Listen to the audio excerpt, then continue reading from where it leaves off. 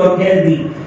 حضرت عمر رضی اللہ عنہ کے سامنے یہ بات پیش کی گئی تو آپ نے اس کو پسند فرمائی.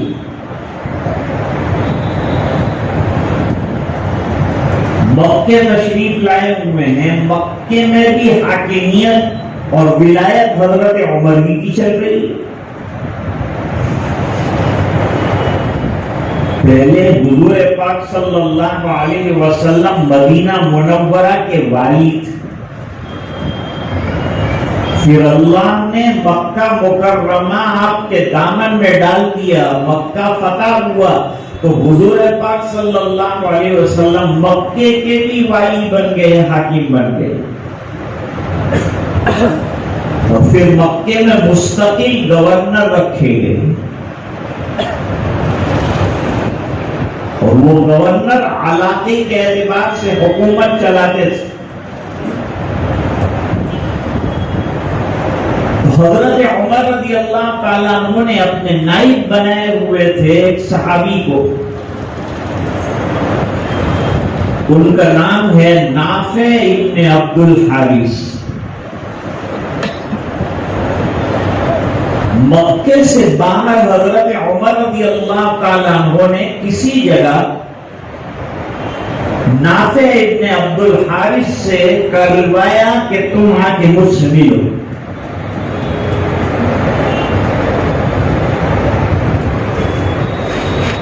تو وہ آ گئے اور ملاقات ہوئی. تو حضرت فاروق اعظم رضی اللہ تعالیٰ عنہ نے پہلا سوال یہ کیا کہ رعایا اور پرجا کو کس کے حوالے کر کے آئے، ذمہ دار کس کو بنایا ہے، اپنی مملکت اپنے گورنری کے علاقے میں کون ذمہ دار؟ تم چلے آئے، امتحان تھا. نافع ابن عبد الحارث نے کہا کہ ابن ابزہ کو بنا کے آیا ہوں، حاکم نائب بنا کے آیا ہوں ابن ابزہ. حضرت عمر رضی اللہ تعالیٰ عنہ نے سوال کیا کہ یہ ابن ابزہ ہے کون؟ جواب دیا کہ ایک غلام ہے جو آزاد کیے گئے. اچھا، ایسے غلام کو تم نے گورنری سپرد کر دی؟ جواب دیا کہ جی امیر المومنین، ان کو گورنری سپرد کر کے آیا ہوں. کیا خوبی دیکھی ان میں تم نے، کیا کمال دیکھا، رعایا کو سنبھال سکیں؟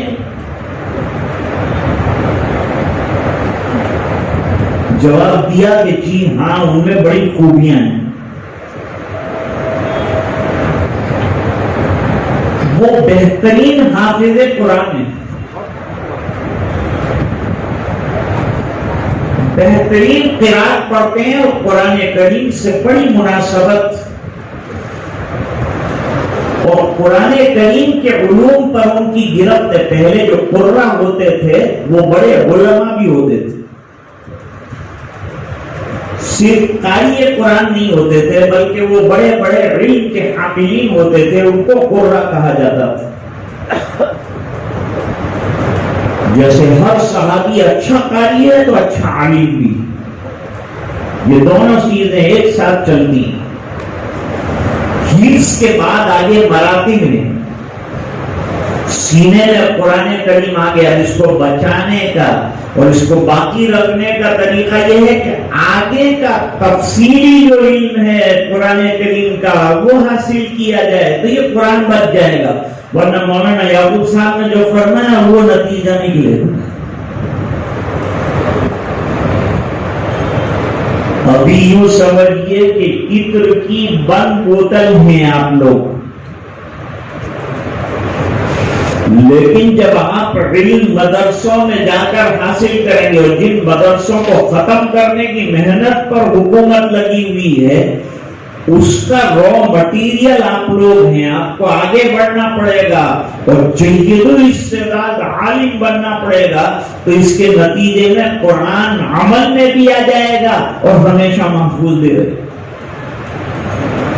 اس کی حفاظت کا یہ طریقہ ہے.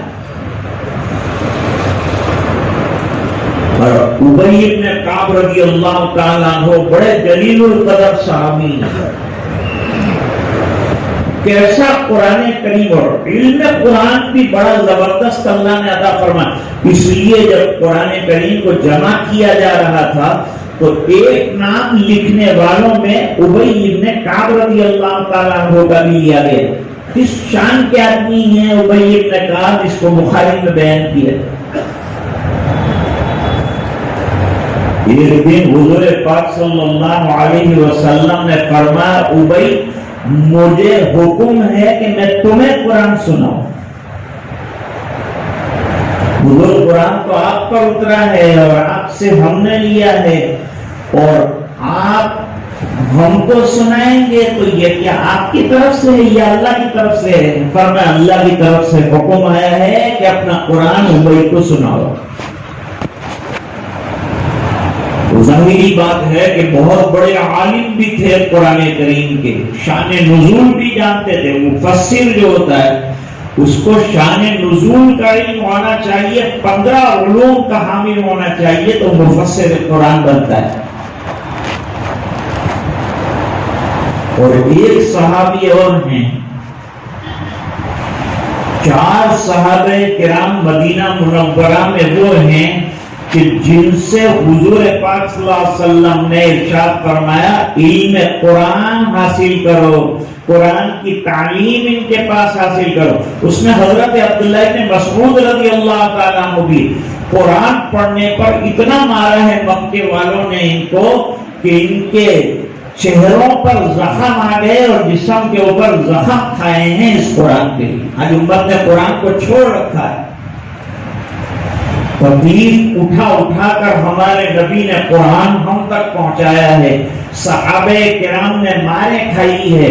تو اس قرآن کو بچا کے رکھو اور اعتراض کرنے والوں کا عملی جواب دو. 26 آیتیں قرآن میں سے نکال دی جائیں, قرآن کریم میں سے ایک حرف بھی نکالا نہیں جا سکتا. اگر ہماری کتاب ہوتی تو ہم نکال دیتے. جیسے کہ دنیا والے کتابیں چھاپتے ہیں تو ایڈیشن چینج ہوتے ہیں, ان میں مضامین بھی چینج ہوتے ہیں, لیکن یہ کتاب اللہ کی ہے اور امانت کے طور پر ہمیں ملی ہے. ہمیں کوئی حق نہیں ہے کہ اس میں سے ہم کچھ نکالیں. ہمیں اس میں سے نکالنے کا کوئی حق نہیں پہنچتا. اس بنا پر دیکھا ہوگا کہ بڑے شیخ الحدیث صاحب تراویح پڑھا رہے ہیں اور پیچھے طالب علم سن رہا ہے. یہ شیخ زمانہ ہے, شیخ دورہ ہے, اس کے پیچھے چلنے والے ہزاروں ہے. یہ مقتدا ہے, یہ رہنما ہے, یہ رہبر ہے, اور وہ شاگرد تو بیچارے کی کوئی حیثیت بھی نہیں ہے. لیکن اگر شیخ صاحب تراویح میں غلط آیت کریمہ پڑھیں گے تو طالب علم یہاں شرمائے گا نہیں, فوراً لقمہ دے گا, کیونکہ معاملہ اللہ کی کتاب کا ہے. اس لیے ہمارے حضرت والا مولانا ابرار الحق صاحب ہردوئی رحمۃ اللہ علیہ فرماتے تھے کہ کبھی دنیا میں یہ واقعہ بھی رونما ہوا ہے کہ ایک مالدار کا انتقال ہوا تو کاندھے دینے والے مشکل سے ملے, اور ایک حافظ قرآن کا انتقال ہوا تو پورا گاؤں امڑ پڑا کہ حافظ قرآن چلا گئے.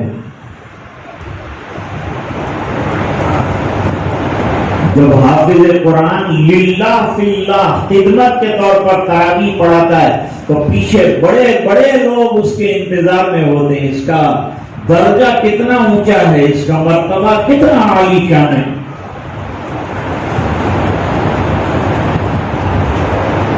حضرت عمر رضی اللہ تعالیٰ عنہ سے نافع ابن عبد الحارث نے کہا کہ میں ابن حفصہ کو اپنا نائب بنا کر آیا جو بہترین قاری قرآن ہے اور جو بہترین حافظ قرآن ہے اور جو بہترین قرآن اور حدیث کی روشنی میں فیصلہ کرنے والا.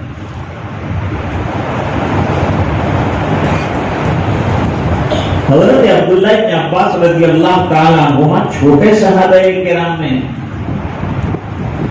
بہت چھوٹے چھوٹے بچوں نے بھی حفظ قرآن کریم کیا، اللہ مبارک فرمائے. یہ گودرا کی خصوصیات میں سے ہے کہ ہر مدرسے کے ساتھ اور ہر مسجد کے ساتھ ایک مدرسہ ہے اور ہر مدرسے میں تحفیظ القرآن کے کلاس ہیں. یہ بڑا اچھا کارنامہ ہے آپ کا، اس کو آگے بڑھائیے، اس کو ختم مت ہونے دیجیے. یہی ہمارے مخالفوں کا جواب ہے، اسی طرح جواب دینا ہے. یہ عملی جواب ہے کہ وہ قرآن چھڑانا چاہتے ہیں، ہم اسے سینے سے لگانا چاہتے ہیں.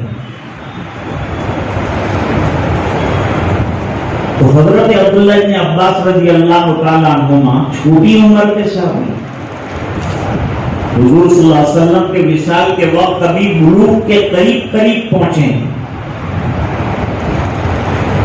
لیکن حضرت عمر رضی اللہ تعالیٰ عنہ نے ایک شورا ترتیب دی اور اس شورا کے اندر قابلیت اور صلاحیت کی بنیاد پر ممبران کو منتخب کیا گیا، سلیکٹ کیا. الیکشن تو ہمارے یہاں ہے نہیں، سلیکشن سلیکٹ کیا حضرت عبداللہ بن عباس کو. حالانکہ وہاں جو بڑے بڑے صحابہ کرام تھے ان کی اولاد عبداللہ بن عباس اتنی تھی، تو کچھ صحابہ کرام کو اعتراض رہا، حضرت آپ نے ایسے چھوٹے بچے کو جو ہے شورا اور بورڈ کے اندر ممبر بنا دیا، ان میں کیا کمال ہے؟ تو حضرت عبداللہ بن عباس رضی اللہ تعالیٰ عنہ میں سب سے بڑا کمال قرآنی. آدمی باکمال بنتا ہے قرآن کریم کے ذریعے سے. جتنے علوم دنیا میں دینی ہیں ان کا سب کا سرا جا کر ملتا ہے اللہ کی کتاب سے، اس کی نسبت اللہ کے ساتھ ہے. بھائی مسجد میں اینٹیں لگتی ہیں، بیت الخلا میں بھی وہی اینٹیں لگتی ہے، لیکن نسبت کا فرق اتنا ہے کہ بیت الخلا میں آدمی چپل لے کر وہاں کی اینٹ پر جو ہے قدم رکھتا ہے اور مسجد میں وضو کر کے پاک ہو کر اینٹ پر قدم رکھتا ہے. اس لیے حافظ قرآن کا درجہ بہت بڑھ گیا. زیور باکس دیکھا ہوگا، یہ عورتوں کا نظام ہے زیور کا. تمہارا زیور تو قرآن ہے، تمہارا زیور تو سنت ہے، تمہارا زیور تو دین ہے. تمہاری وضع قطع جیسے مولانا یعقوب صاحب نے کہا، اس پر نظر رکھو. جانتے ہو بڑے عالم کا امتحان کیا ہے؟ جب آپ فارغ ہو کر آئیں گے بہت بڑے عالم تو متولی صاحب دھکا دیں گے مغرب کے اندر کے نماز پڑھا، اگر اچھی نماز پڑھے گی تو یہ بہت موٹا عالم. اب آگے اس کی صلاحیت اور استعداد کیا ہے وہ تو اللہ جانتا ہے، لیکن اس نے 3 رکعت پڑھا دی، متولی صاحب نے فیصلہ کر لیا ان کے عالم میں باعمل ہونے. بہت بڑا عالم ہے یہ تو امتحان مسلح پہ ہوتا ہے. حافظ قرآن کریم کا بھی امتحان جو ہوتا ہے مسلح پر ہوتا ہے. رمضان میں دیکھ لیا جائے گا کہ کون اچھا حافظ، رمضان میں دیکھا جائے گا اچھا حافظ ہے تو پورا سال دور کیجیے. قرآن کریم کا سلسلہ بند نہیں کرنا ہے، تلاوت کا سلسلہ ختم نہیں کرنا ہے. اس لیے ابھی بچوں نے والناس کے بعد سورہ فاتحہ پڑھی اور سورہ فاتحہ کے بعد پہلے پارے کا یعنی سورہ بقرہ کا پہلا رکوع پڑھا اور اولئک هم المفلحون تک پڑھ کر روکے اور بتایا کہ قرآن ختم کر کے ہم دوبارہ ایسا شروع کر چکے ہیں کہ زندگی بھر یہ سلسلہ جاری رہے، یہ سلسلہ ختم نہیں ہوگا. حضور پاک صلی اللہ علیہ وسلم نے حضرت عبداللہ ابن عباس رضی اللہ تعالی عنہ کو سینے سے لگایا اور فرمایا اللہم علمہ الکتاب والحکمہ، اے الہ العالمین ابن عباس کو کتاب اللہ کا علم عطا فرما، حکمت عطا فرما۔ اور جس کو حکمت عطا کی گئی قرآن کی بہت بڑی بات، یؤتی الحکمت من یشاء، اللہ فرماتے ہیں جسے حکمت ملی، جسے اتباع سنت ملی، جسے حکمت والی کتاب ملی، جسے سمجھ بوجھ دین کی عطا کی گئی، اللہ فرماتے ہیں ہم جسے پسند کرتے ہیں اسے حکمتوں سے نوازتے ہیں۔ سینے سے لگا کر مال کی دعا نہیں دی، اولاد کی دعا نہیں کی، سب سے قیمتی دعا اگر کر سکتے تھے وہ کی، وہ ہے علم اور حکمت۔ اللہم علمہ الکتاب، اے اللہ ان کو کتاب اللہ کا بڑا عالم بنا دے، یہ دعا فرمائی۔ تو بڑا ہوتا ہے آدمی قرآن کے ذریعے سے ترقی پاتا ہے۔ تو جب حضرت عمر رضی اللہ تعالیٰ عنہ نے ان سے پوچھا کہ وہ غلام کی صلاحیت کیا ہے تو قرآن بتائے کہ صلاحیت قرآن کریم ہے، قرآن کا علم ہے، یہ انسان کے اندر صلاحیت پیدا کرتا ہے۔ یہی صلاحیت نے اٹھا کر عبداللہ ابن عباس کو بڑے بڑے صحابہ کرام کی صف میں بٹھا دیا۔ ٹھہر جاؤ، میں نہیں کہتا، حضرت عمر رضی اللہ تعالیٰ عنہ نے نافع ابن عبد الحارث سے کہا ٹھہر جاؤ، مجھے ایک حدیث یاد آ گئی، تم نے ایک آزاد شدہ غلام کو اپنے علاقے کا گورنر اور نائب بنایا، اس پر مجھے سرکار کی ایک حدیث یاد آ گئی۔ نافع ابن عبد الحارث نے پوچھا وہ حدیث کیا ہے؟ فرمایا حضور پاک صلی اللہ علیہ وسلم نے ارشاد فرمایا ان اللہ یرفع بہذا الکتاب اقواما ویدع بہ آخرین۔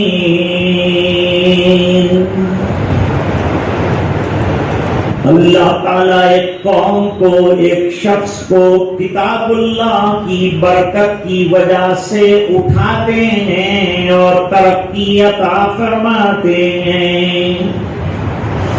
قرآن ترقی دینے والی کتاب ہے۔ وَيَدَعُ بِهِ آخِرِينَ، اور فرمایا جو اسے رد دے، طاقوں کی زینت بنا دے، احترام نہ کرے تو اس کو دنیا میں ذلیل کر دیا جاتا ہے۔ بیچارہ وسیم رضوی گالیاں کھا رہا ہے اور قریب ہے کہ گولی بھی کھا لے۔ ہر مسلمان کو اس پر غصہ آ رہا ہے، ہر ایمان والے کو غصہ آ رہا ہے۔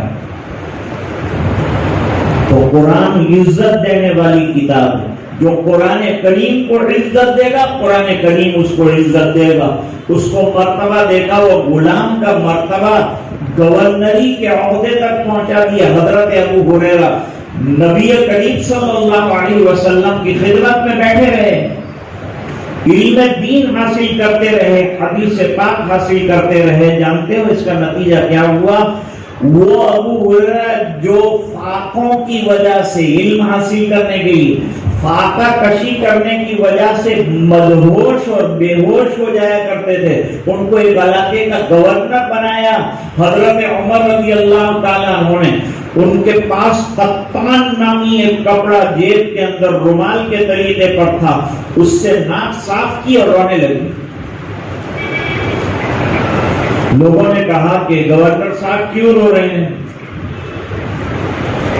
کہا کہ میرا ایک زمانہ اور ایک دور ایسا رہا کہ مجھے سوکھی روٹی اور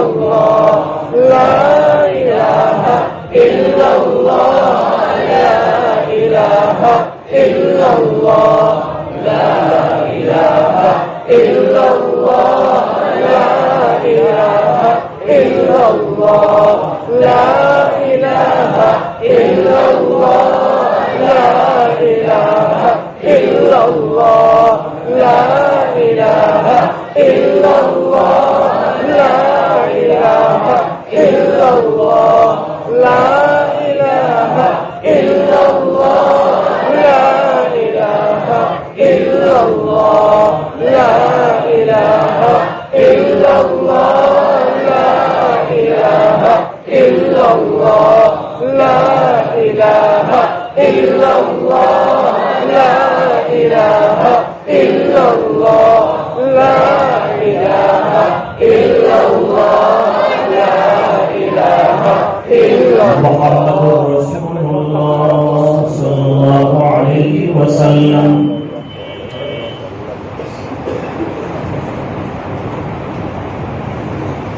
حضرت کا حکم ہے کہ مختصر دعا کریں.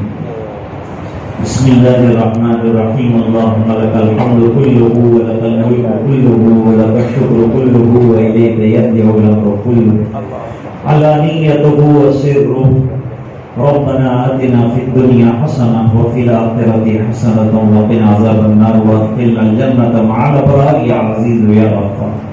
اللهم نور قلوبنا بنور القرآن وزين أخلاقنا بنور القرآن وادخلنا الجنة بالقرآن ونجنا من النار بالقرآن. اللهم اجعل القرآن ربيع قلوبنا ونور صدورنا وذهاب همومنا وغمومنا. اللهم أعنا على تلاوة القرآن وذكرك وشكرك وحسن عبادتك. اللهم لا مانع لما أعطيت ولا معطي لما منعت ولا راد لما قضيت ولا ينفع ذا الجد منك الجد. اللہ ہمارے گناہوں کو معاف فرما، کوتاہیوں سے درگزر فرما، اپنا فضل اور کرم شامل حال فرما. اے اللہ اس مجلس کو اپنے فضل سے قبول فرما. اے اللہ یہ تیری کتاب مقدس کی تکمیل حفظ کی مجلس تھی. اے اللہ اس کی لاج رکھ لے، عافیت کا معاملہ فرما، خیر کا معاملہ فرما. جن طلباء نے حفظ کیا اللہ قادم حیات ان کے سینوں میں قرآن کریم کو برقرار فرما. اس کی تلاوت کی توفیق عطا فرما، قرآن کریم کے حقوق کو ادا کرنے کی توفیق عطا فرما.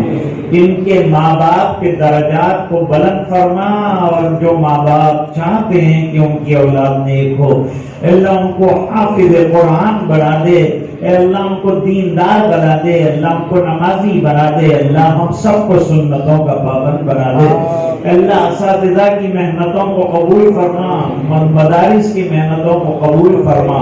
پورے شہر میں علماء جہاں جہاں کام کر رہے ہیں، داعی جہاں جہاں دین کی محنت کر رہے ہیں، اللہ ان تمام کو جزائے خیر عطا فرما، اور اپنی بارگاہ میں شرف قبولیت عطا فرما، مالا مال فرما.